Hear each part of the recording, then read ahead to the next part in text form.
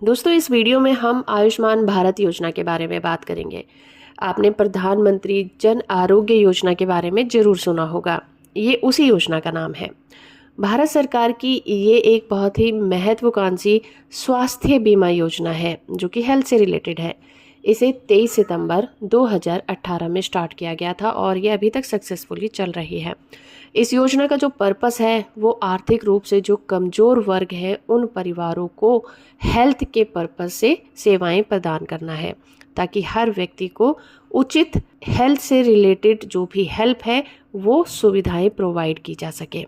तो आइए जानते हैं आयुष्मान भारत योजना के पर्पस के बारे में और इस योजना के क्या क्या बेनिफिट हो सकते हैं। इस योजना को स्टार्ट करने के पीछे मेन पर्पस यही था कि गरीब और कमज़ोर वर्ग के लोगों को फ्री में हेल्थ सेवाएं उपलब्ध कराई जाएं, ताकि गरीब परिवारों को इलाज का खर्च ना उठाना पड़े। और ये यूनिवर्सल हेल्थ कवरेज को बढ़ावा देना भी था और भारत को स्वास्थ्य सेवाओं के एरियाज में आत्मनिर्भर बनाना था। आइए बात करते हैं इसकी विशेषताओं के बारे में। इस योजना के तहत हर एक परिवार को ईयरली 5 लाख रुपए तक का हेल्थ कवरेज दिया जाता है। इसके अंतर्गत हॉस्पिटलाइजेशन से लेकर इलाज और दवाइयों तक का सभी खर्चा उठाया जाता है। 10 करोड़ से ज़्यादा गरीब और कमज़ोर परिवारों को इसके अंतर्गत कवर किया गया है। पहले से जो मौजूद है प्री एग्जिस्टिंग डिजीज़, और इतना ही नहीं, इसका बेनिफिट वहाँ भी लिया जा सकता है जहाँ पर किसी मरीज को पहले से कोई बीमारी हो रखी है, उस बीमारी को भी कवर किया जाता है। और इसमें सेकेंडरी और टर्शियरी हेल्थ केयर सेवाएं शामिल की जाती हैं और इसमें ई कार्ड के जरिए से ये सारी सुविधाएं उपलब्ध कराई जाती हैं। अब आइए इसकी एलिजिबिलिटी की बात करते हैं। इस योजना के तहत कौन कौन से लोग इसका फ़ायदा उठा सकते हैं। तो इसमें ग्रामीण और शहरों के लिए अलग अलग एलिजिबिलिटी क्राइटेरिया रखा गया है। तो पहले बात करते हैं गाँवों के लिए।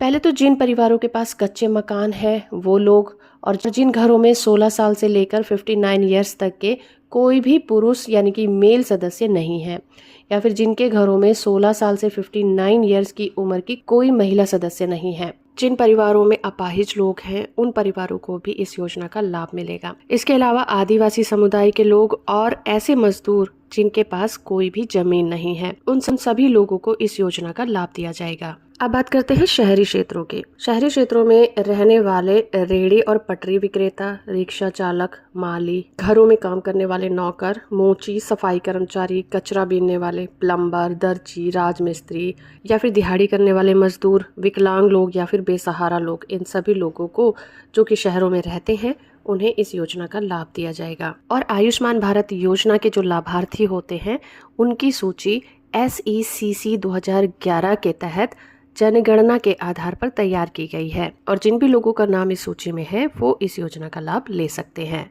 ये बात करते हैं कि इस योजना के तहत किन किन बीमारियों का इलाज किया जाता है।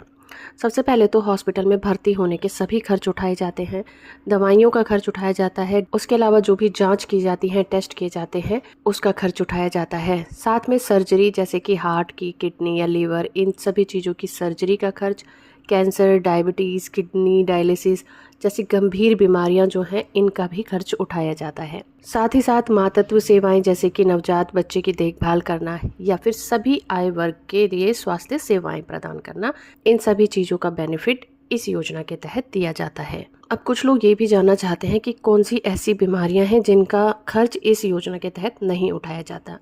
पहला तो है OPD का खर्च। OPD में अगर कोई पेशेंट दिखाता है तो उसका खर्च इस योजना के तहत नहीं उठाया जाएगा। दूसरा है कॉस्मेटिक सर्जरी या फिर ऑर्गन ट्रांसप्लांट करना, उसका खर्च भी इस योजना के तहत नहीं होता। या फिर जिन लोगों के बच्चे नहीं हो रहे उनके IVF का खर्च भी इस योजना के तहत नहीं दिया जाएगा। और होम्योपैथी या फिर आयुर्वेदिक का खर्च भी इस योजना के तहत नहीं दिया जाता है। तो अगर आप इस योजना के तहत एलिजिबल हैं तो इसका लाभ उठाने के लिए आपको कौन कौन से डॉक्यूमेंट की ज़रूरत पड़ेगी। पहला तो है Aadhaar card, ration card, mobile number, passport size photo और आपका इनकम सर्टिफिकेट। तो आप इस तरह से आयुष्मान भारत गोल्डन कार्ड बनवाने के लिए किसी भी CSC सेंटर पर जाकर अप्लाई करवा सकते हैं और इस योजना का लाभ उठा सकते हैं। तो हो फ्रेंड कि ये वीडियो आपको इन्फॉर्मेटिव लगी होगी। वीडियो को लाइक और चैनल को सब्सक्राइब करना बिल्कुल मत भूलिएगा।